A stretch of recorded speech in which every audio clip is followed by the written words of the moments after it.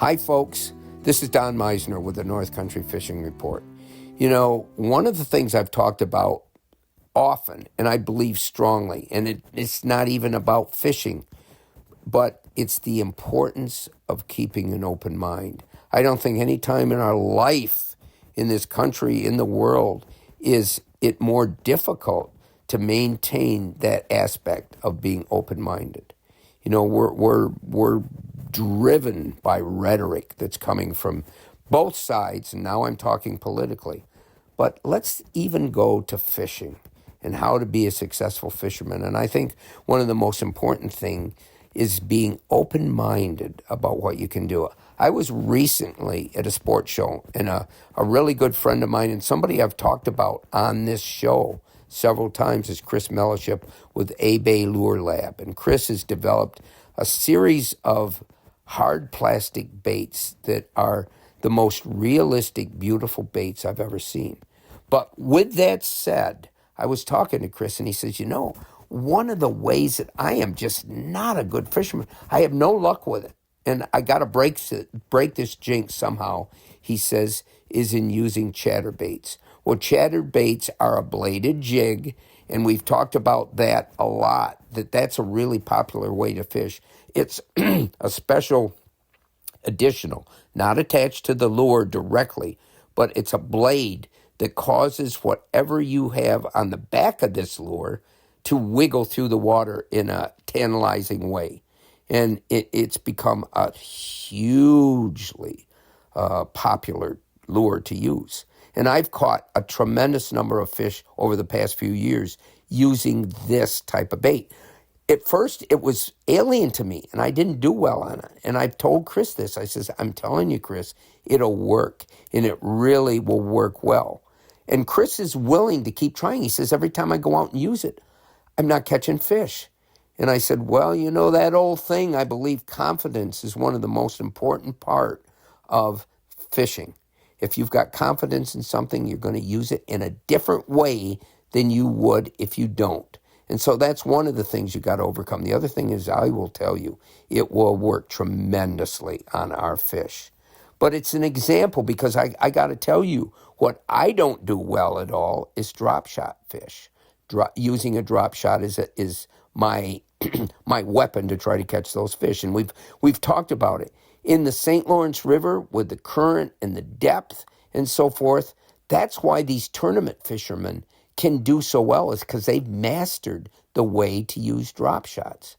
But how about other types of fishing? Why wouldn't drop shot fishing work well in those other ways? Here's what a drop shot is. And for all of you listening that might not really know what a drop shot is, what it is, it's very simple. It's at the very end of your line where you normally would tie a lure or a bait, you tie a sinker. And then you go up the line a ways, and the ways can be whatever ever depth you want that lure to be or that bait to be. You don't want it on the bottom for whatever reason, so you want it up a ways. Then, so up on your line, you just tie whatever type of hook you want right to the line, not on a dropper, right to the line, and then you attach your soft plastic bait or your live bait, whatever you want to put there. And so what this does is it enables you to have your bait at a prescribed distance off the bottom. Now, why would you want to do that? Well, in the St. Lawrence River, you know that the bottom is enlivened with millions of gobies, and those gobies are going to tap and bite at just about anything that comes near them if it isn't too big.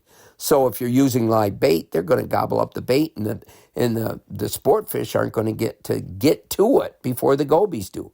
That's kind of one of the reasons. The second thing is, though, and I'm going to use myself as an example. When I'm fishing the tributaries around here, they're very rocky. I mean, rocky is an understatement. And so if you have anything that's going along the bottom, it's not going to travel very far, and it's going to wedge and snag, and it's going to make fishing really less fun than it would be if you're not trying to break off a hook constantly because it's snagged. So by using a drop shot, even though we're not fishing in the river, you could do this in a lake, it just enables you to keep from having your hook if your hook isn't buried in the lure, if it's not rigged Texas style, to have your hook wedge into the rocks and constantly be snagged. And so this is what I've taken upon myself for this year. I'm going to start employing drop shot technique to fish the tributaries. And you all can do the same thing. It's really, it's a lot simpler than we might think.